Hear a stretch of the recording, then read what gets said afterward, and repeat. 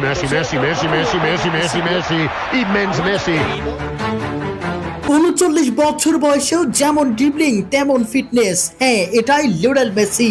বিশ্বকাপের সেমিফাইনালে ইংল্যান্ডের বিপক্ষে যেন একাই তছনছ করে দিলেন প্রতিপক্ষের রক্ষণ ভাগ। একজন নয়, দুজন নয়, তিনজন ডিফেন্ডার মিলেও তাকে থামাতে না পেরে শেষ পর্যন্ত ফাউল করতেই বাধ্য হন। তবুও মাটিতে পড়ে থাকেননি মেসি, মুহূর্তে উঠে দাঁড়িয়ে নিজের প্রতিবাদ জানিয়েছেন। এমন ভারসাম্য, এমন শক্তি, এমন মানসিক দৃঢ়তা যেন শুধুমাত্র লিওনেল মেসিরই আছে। ৩৯ বছর বয়সেও কিভাবে সম্ভব?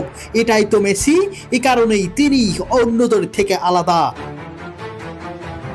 বিশ্বকাপের সেমিফাইনালে আজ মুখোমুখি হয় আর্জেন্টিনা ও ইংল্যান্ড।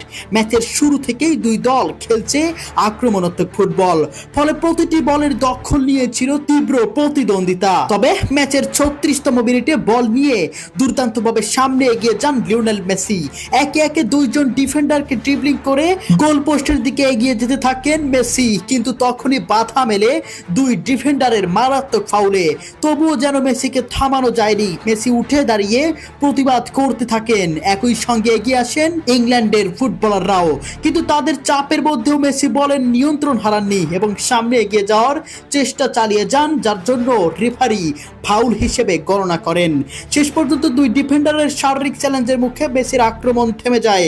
৩৬ মিনিটের এই ঘটনাটি মাঠে উপস্থিত দর্শকদের মধ্যেও ব্যাপক উত্তেজনা তৈরি করে এবং মুহূর্তটি দেখে অবাক হয়ে যায় অনেক ফুটবল ভক্তই।